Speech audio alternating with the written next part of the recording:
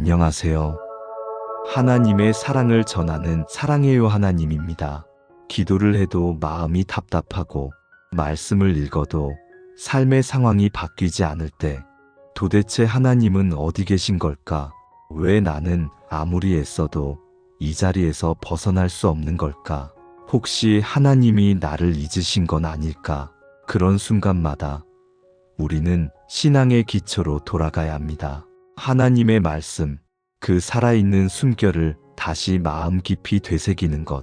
오늘 우리가 함께 나눌 이 말씀들은 무너진 삶 위에 다시 세워지는 하나님의 기적이며 모든 것이 끝났다고 느껴질 때 조용히 삶을 이끄시는 주님의 손길입니다. 지금부터 소개해드릴 10개의 성경 구절, 이 말씀들을 여러분의 삶 곁에 항상 두고 하루하루 묵상하며 살아가신다면 어느새 믿음이 살아나고 희망이 다시 싹틀 것입니다. 그리고 그 첫 번째 말씀은 수많은 성도들이 절망의 순간마다 붙들었던 하나님의 약속입니다. 첫 번째, 하나님이 너를 도우신다. 이사야 41장 10절에서 이렇게 말씀하십니다. 두려워하지 말라. 내가 너와 함께함이라. 놀라지 말라. 나는 네 하나님이 됨이라. 내가 너를 강하게 하리라. 참으로 너를 도와주리라. 나의 의로운 오른손으로 너를 붙들리라. 이 말씀을 처음 들었을 때 저는 눈물이 났습니다. 아무도 나를 도와줄 수 없다고 느끼던 그 순간 하나님은 이미 내 곁에 계셨고 내가 넘어지지 않도록 손을 내밀고 계셨던 것입니다. 기적은 멀리 있는 게 아니에요. 삶이 여전히 힘겨워도 하나님의 말씀이 내 마음 안에 새겨질 때 그 한 구절이 내 영혼을 다시 일으킵니다. 내가 너를 도와주리라. 이 말씀은 단순한 위로가 아니라 하나님이 지금 이 순간 여러분의 인생에 직접 개입하고 계신다는 실제적인 선언입니다. 어떤 상황 속에서도 우리는 하나님의 오른손을 붙들 수 있어요. 가족의 갈등이든 경제적 위기든 혼자서 이겨낼 수 없는 감정의 소용돌이든 그 모든 것 앞에 하나님은 분명히 말씀하십니다. 내가 너를 도와줄 것이다. 이 말씀에서 이런 감정을 느꼈습니다. 마치 내 아픔을 모두 아시는 아버지가 말없이 등을 토닥여주는 것 같은 따뜻함. 그 따뜻함이 곧 하나님의 손길이었습니다. 두 번째, 하나님은 상한 마음에 가까이 계신다. 시편 34편 18절에서는 이렇게 말씀하십니다. 여호와는 마음이 상한 자에게 가까이 하시며 충심으로 통회하는 자를 구원하신다. 이 말씀이 지금 우리에게 이렇게 다가옵니다. 가장 낮고 초라한 자리에서 사람들은 등을 돌리지만 하나님은 오히려 그 자리에 찾아오십니다. 우리가 실패하고 무너지고 낙심하여 기도조차 나오지 않을 때조차도 하나님은 가까이 계십니다. 한 성도님의 간증이 생각납니다. 오랜 암투병 끝에 기도해도 응답이 없다고 느꼈던 어느 날 밤, 그녀는 말씀 속에서 이 구절을 마주하게 됩니다. 그 순간 하나님이 여전히 곁에 계셨다는 사실을 느끼며 조용히 무릎 꿇고 울었다고 합니다. 눈물이 흐를 때 그 자리에 계시는 분, 그분이 바로 하나님이세요. 우리는 자주 상처를 숨기려 하고 약함을 감추려 하지만 하나님은 그 상한 마음 위에 회복의 손을 얹으십니다. 이 말씀은 말합니다. 숨지 말라고, 그 고통 그대로 하나님께 드리라고. 왜냐하면 그분은 거룩한 임재로 우리 곁에 머무르시기 때문입니다. 세 번째, 염려 대신 기도하라. 빌립보서 4장 6절에서 이렇게 말씀하십니다. 아무것도 염려하지 말고 다만 모든 일에 기도와 간구로 너희 구할 것을 감사함으로 하나님께 아뢰라. 이 구절은 우리 삶의 중심을 바꾸는 열쇠입니다. 기도가 없으면 염려가 마음을 잠식하기 시작합니다. 그러나 기도하는 자리에 들어설 때 그 마음에는 하나님의 평강이 머물기 시작하죠. 이어서 7절에서는 이렇게 말씀하십니다. 그리하면 모든 지각에 뛰어난 하나님의 평강이 그리스도 예수 안에서 너희 마음과 생각을 지키시리라. 이 평강은 단순한 안정감이 아닙니다. 상황은 그대로인데 마음이 고요해지는 경험. 그것이 바로 하나님의 평강입니다. 어느 선교사님은 기도 중에 위험한 지역에서 봉사하는 도중에도 마음의 평안이 떠나지 않았다고 고백합니다. 왜냐하면 그분은 염려 대신 기도의 언어로 하나님께 모든 것을 맡기셨기 때문입니다. 우리는 믿음의 사람으로 살기 위해 기도의 자리를 잃지 않아야 합니다. 염려가 밀려올 때마다 감사함으로 다시 하나님께 올려드리십시오.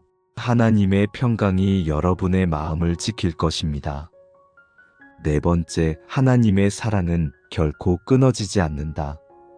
로마서 8장 38절부터 39절에서는 이렇게 말씀하십니다.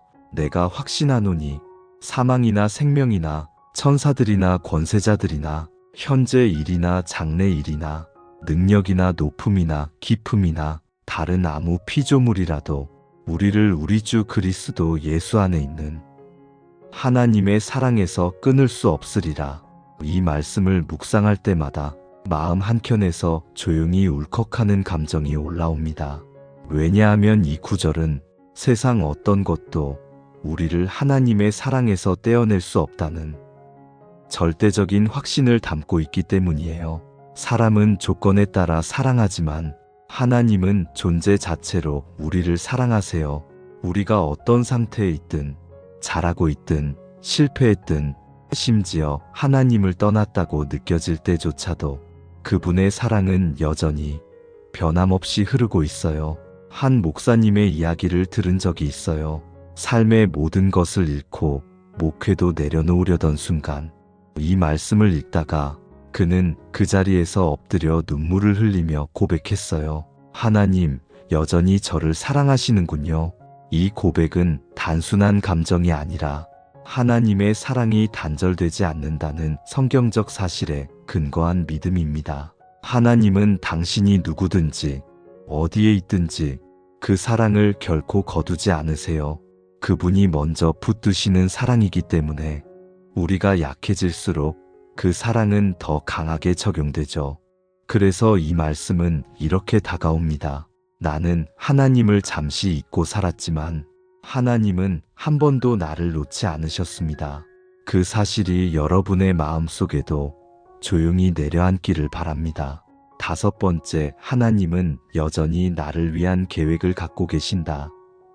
예레미야 29장 11절에서는 이렇게 말씀하십니다. 여호와의 말씀이니라. 너희를 향한 나의 생각을 내가 아나니 평안이요 재앙이 아니니라. 너희에게 미래와 희망을 주는 것이니라. 살다 보면 마치 인생이 뒤엉킨 실타래처럼 느껴질 때가 있어요. 이젠 너무 늦은 게 아닐까? 이미 돌이킬 수 없는 길까지 와버린 게 아닐까? 그런 절망 속에서 하나님은 조용히 이렇게 말씀하세요. 나는 여전히 너를 위한 계획이 있다. 이 말씀에서 이런 감정을 느꼈습니다. 버림받았다고 느꼈던 순간에도 사실은 하나님이 나를 기다리고 계셨다는 거룩한 기다림의 고백. 그분은 우리의 모든 실수와 낭비된 시간을 다 아시면서도 그 모든 것을 회복의 재료로 사용하시는 분이세요. 성경에 등장하는 요셉의 삶도 그렇죠. 형들에게 팔리고 억울한 누명까지 쓰고 감옥에 갇혔던 그 시간들, 인간적으로 보면 실패와 불행의 연속처럼 보였어요. 그러나 그 모든 과정이 결국은 애굽의 총리로 세우시는 하나님의 계획 속에 있었어요. 우리도 마찬가지예요. 지금은 아무것도 보이지 않아도 하나님은 여전히 일하고 계세요. 그분의 계획은 결코 중단되지 않아요. 우리가 포기한 바로 그 자리에서 하나님은 시작하십니다. 이 말씀은 단순한 격려가 아닙니다. 지금도 살아있는 하나님의 음성입니다. 여러분의 인생에도 아직 끝나지 않은 하나님의 이야기가 있습니다. 여섯 번째, 하나님의 말씀은 불가능을 뚫는다. 누가복음 1장 37절에서는 이렇게 말씀하십니다. 하나님의 모든 말씀은 능하지 못하심이 없느니라. 이 짧은 말씀 한 구절은 수많은 성도들에게 불가능의 벽을 넘어서는 용기를 주었어요. 마리아가 천사로부터 임신 소식을 들었을 때 그녀는 도저히 이해할 수 없었죠. 그러나 하나님의 말씀은 상식과 논리조차 뛰어넘는 능력 그 자체였어요. 우리도 살아가다 보면 현실의 벽 앞에서 이건 안 될 거야 라는 생각이 들 때가 많아요. 계속해서 기도는 하지만 아무 변화도 없고 마음속에서는 점점 믿음이 희미해질 때 그때 이 말씀을 되새겨 보세요. 하나님의 모든 말씀은 무능하지 않다고 하셨습니다. 말씀이 임하는 곳에는 생명과 변화가 반드시 따릅니다. 한 성도의 실제 간증이 있어요. 오랫동안 불임으로 고통받던 가정, 끝없이 치료받고 기도하며 10년이 넘게 기다렸지만 결과는 늘 불가능이었어요. 하지만 어느 날 말씀 묵상 중에 이 구절이 마음을 치며 다가왔대요. 그날부터 두 부부는 매일 이 말씀을 고백하며 기도했고 기적처럼 생명이 잉태되었다고 고백했어요. 이 간증은 말합니다. 불가능은 상황이 아니라 하나님께 맡기지 않은 마음 안에서 시작된다는 것을요. 그러니 말씀 앞에 머무르세요. 그 순간부터 가능성은 열리기 시작합니다. 7번째, 주님은 우리와 끝까지 함께 하십니다. 마태복음 28장 20절 후반에서는 이렇게 말씀하십니다. 내가 세상 끝날까지 너희와 항상 함께 있으리라 하시니라. 여러분, 혼자라고 느낀 적 있으신가요? 가족이 있어도, 사람들 틈에 있어도 왠지 내 속마음을 꺼낼 수 없는 깊은 외로움. 그럴 때 주님은 이렇게 말씀하십니다. 나는 항상 너와 함께 있다. 이 말씀은 단지 과거의 제자들에게 주신 약속이 아닙니다. 지금 이 순간 우리의 외로운 현실 속에 함께 하시는 하나님의 확정된 약속이에요. 고난이 없다고 하시지 않았지만 그 고난 속에서도 혼자 걷게 하지는 않으신다 하셨습니다. 삶의 길이 보이지 않을 때, 기도조차 흐려질 때 우리는 종종 이렇게 속삭이죠. 하나님, 저 혼자예요. 하지만 하나님은 이미 대답하고 계십니다. 아니다. 나는 늘 너와 함께 있다. 이 말씀에서 이런 감정을 느꼈습니다. 아무리 어두운 길이라도 주님이 동행하신다는 사실 하나만으로 그 길이 새롭게 느껴진다는 것. 우리는 외로움을 이기기 위해 사람을 찾지만 하나님은 침묵 속에서 우리에게 다가오십니다. 말없이, 그러나 분명하게 함께 하시는 분, 그분이 바로 예수 그리스도이십니다. 8번째, 지친 자에게 새 힘을 주시는 하나님. 이사야 40장 31절에서는 이렇게 말씀하십니다. 오직 여호와를 앙망하는 자는 새 힘을 얻으리니 독수리가 날개치며 올라감 같을 것이요 달려가도 곤비하지 아니하고 걸어가도 피곤하지 아니하리로다. 어떤 날은요, 아무 일도 하지 않았는데도 피곤함이 가득 차오를 때가 있어요. 영혼 깊은 곳에서부터 말할 수 없는 공허함과 무력감이 올라올 때가 있어요. 그럴 때 하나님은 이 말씀으로 우리를 붙드십니다. 이 말씀은 단순한 시적인 위로가 아닙니다. 하나님의 능력은 지친 자를 일으켜 세우는 실제적인 힘이에요. 우리는 종종 내가 다시 일어날 수 있을까? 내 안에 다시 기쁨이 피어날 수 있을까? 스스로에게 묻게 되죠. 그러나 하나님은 너 스스로가 아니라 나를 앙망하면 새 힘을 주겠다 말씀하십니다. 여기서 앙망한다는 표현, 단순히 기다린다는 의미가 아닙니다. 기대하는 마음으로 하나님만을 바라보고 의지하는 전적인 신뢰를 의미합니다. 그런 자세로 하나님께 나아가는 사람에게 하나님은 전에 없던 새 힘을 주십니다. 어떤 성도님은요, 육체적으로도 영적으로도 완전히 지쳐서 기도마저 그만두고 싶던 어느 날, 이 말씀을 듣고 이렇게 고백했어요. 내가 할 수 없는 걸 자꾸 붙들고 있었네요. 하나님이 새 힘을 주신다고 했는데 나는 내 힘만 쓰고 있었네요. 그분은 그날 이후 하루를 시작할 때마다 이 말씀을 소리내어 고백했대요.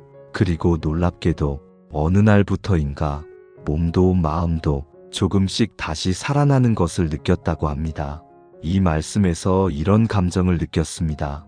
하나님은 우리가 완벽하길 바라시는 분이 아니라 우리의 지친 심령 그대로 나아오기를 바라시는 분이시라는 것.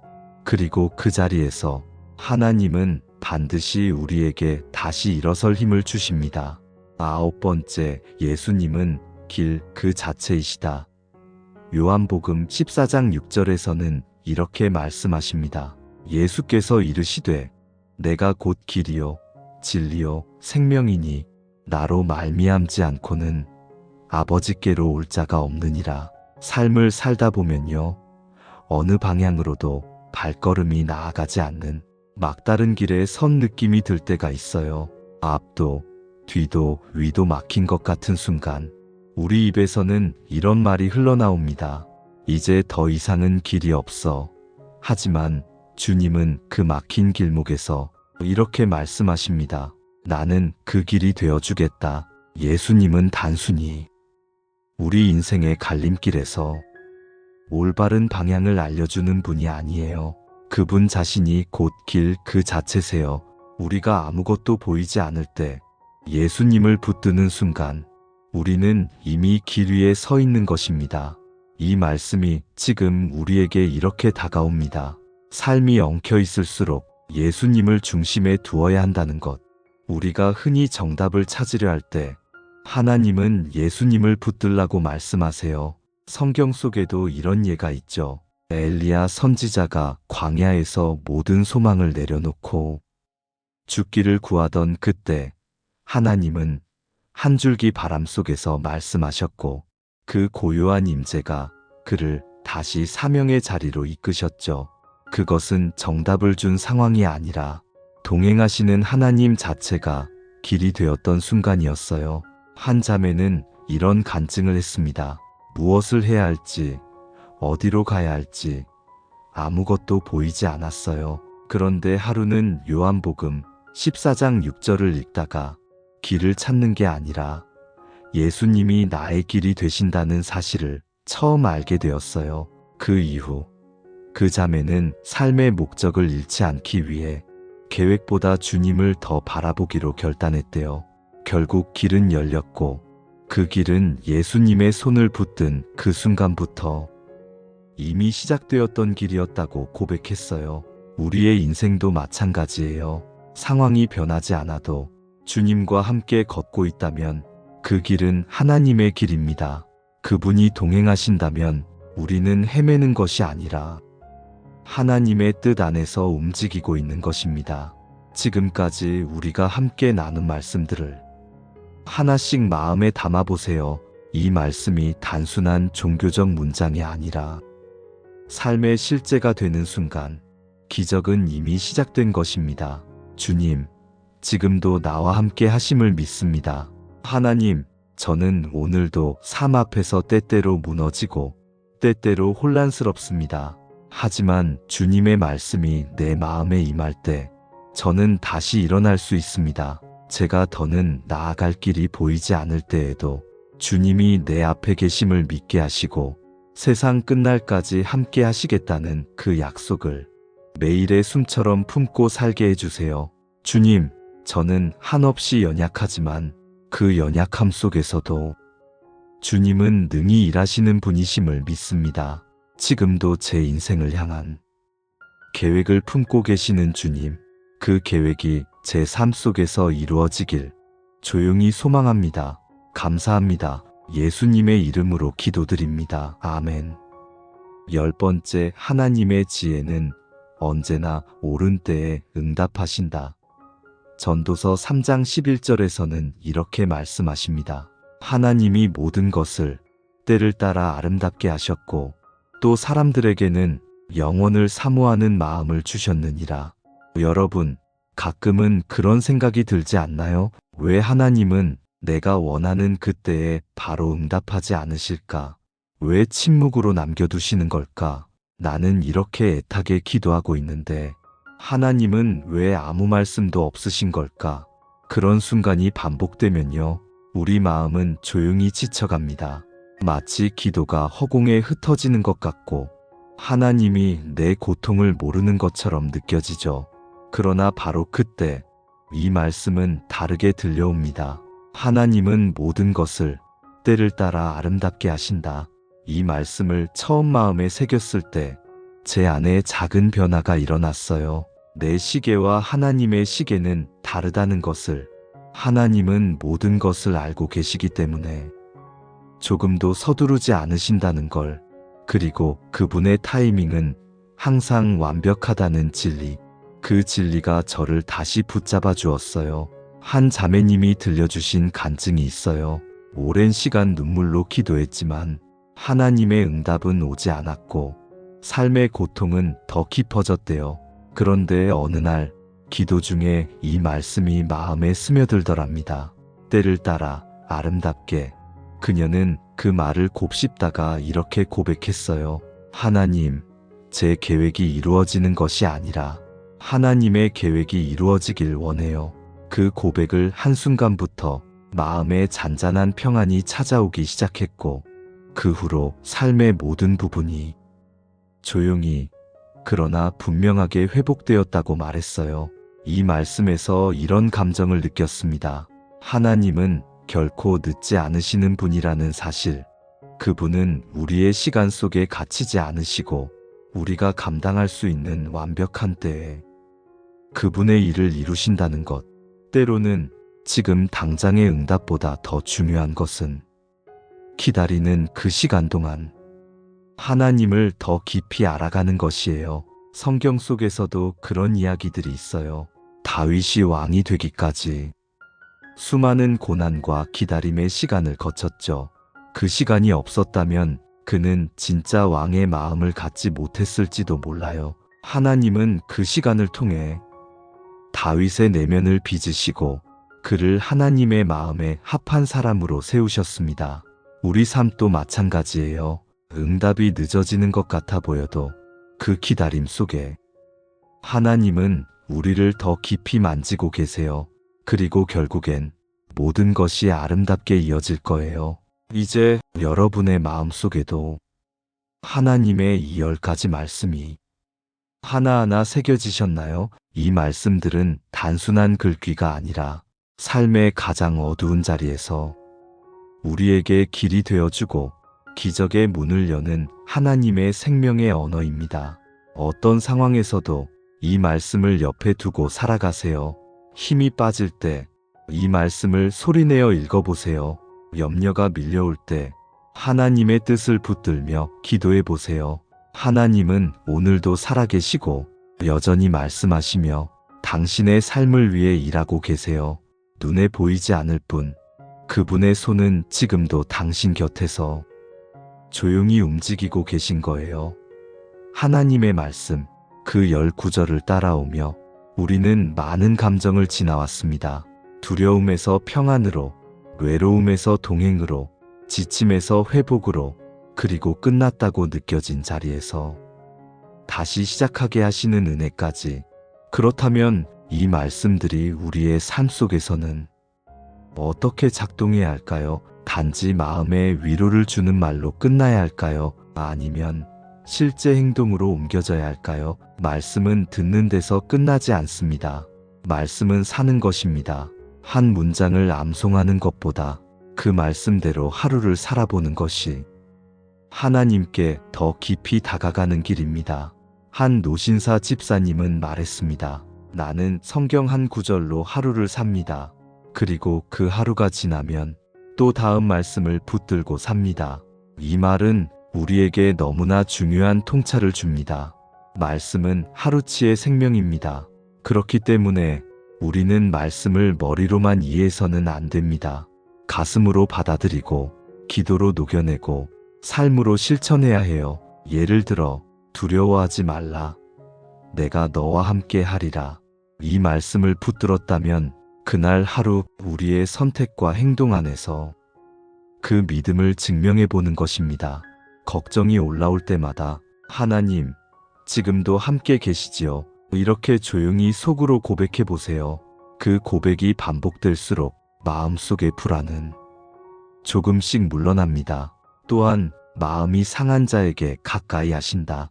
이 말씀을 묵상했다면 내가 상처받은 자일 때는 하나님께 솔직히 털어놓는 연습을, 그리고 누군가 상처받은 사람을 만났다면 하나님의 마음으로 그 곁에 함께 있어주는 연습을, 그렇게 우리의 하루하루가 말씀이 뿌리내리는 땅이 되는 거예요. 성경을 읽는다는 것은 고대의 이야기를 외우는 것이 아니라 지금 이 순간 내 안에서 살아 숨쉬는 하나님의 음성에 귀를 기울이는 것입니다. 말씀이 삶 속에 실제할 때 사람은 달라지기 시작합니다. 표정이 바뀌고 말투가 부드러워지고 관계가 회복되고 기도가 깊어지고, 그리고 가장 중요한 것, 고통 속에서도 하나님의 시선으로 나를 볼 수 있는 힘이 생깁니다. 실제로 말씀을 삶의 중심에 둔 사람들에겐 한 가지 공통점이 있어요. 그들은 감사를 잃지 않는다는 겁니다. 형편이 어려워도, 건강이 흔들려도, 사람에게 상처받아도 끝내 감사합니다 라는 고백으로 돌아옵니다.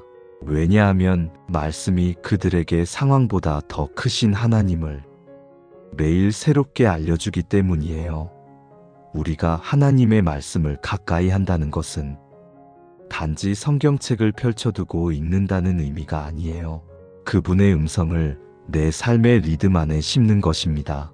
그리고 그 리듬은 생각, 말, 행동, 관계, 기도, 감사, 모든 일상의 흐름 속에서 조용히 자리를 잡기 시작합니다. 많은 사람들이 말해요. 말씀을 들어도 삶이 바뀌지 않아요. 그 말 속에는 말씀을 읽었다는 사실과 말씀을 살았다는 실천의 간극이 존재합니다. 하나님의 말씀은 기억 속에만 머무는 게 아니라 행동으로 나아갈 때 비로소 그 능력이 현실이 됩니다. 그래서 오늘 이 말씀들을 실제로 삶에 적용하기 위한 3가지 작지만 깊은 훈련 방법을 소개하고 싶어요. 첫째, 하루에 한 구절 소리내어 선포하기. 말씀은 눈으로만 읽으면 잊혀지지만 입술로 고백하면 심령 깊숙한 곳까지 박혀요. 아침에 눈을 뜨자마자 오늘 붙들 말씀 한 구절을 소리내어 선포해 보세요. 예를 들어, 나는 두려워하지 않는다. 하나님이 오늘도 나와 함께 하신다. 이사야의 말씀을 하루에 3번만 입으로 내보세요. 믿음이 입술에서 시작되어 결국 마음으로 들어와 삶의 태도를 바꾸게 됩니다. 둘째, 감사와 함께하는 말씀 읽기. 말씀을 읽고 느낀 것을 매일 짧게라도 써보세요. 한 문장으로도 괜찮아요. 예를 들면 이런 식이죠. 빌립보서 말씀을 묵상하다가 감사는 응답이 아니라 기도 중에 시작된다는 것을 느꼈다. 그래서 오늘 작은 일에도 감사합니다라고 말하려 한다. 이렇게 말씀과 감사가 연결되면 우리 안에 쌓이는 감정은 불만이 아니라 믿음의 언어로 정화된 평안이 됩니다.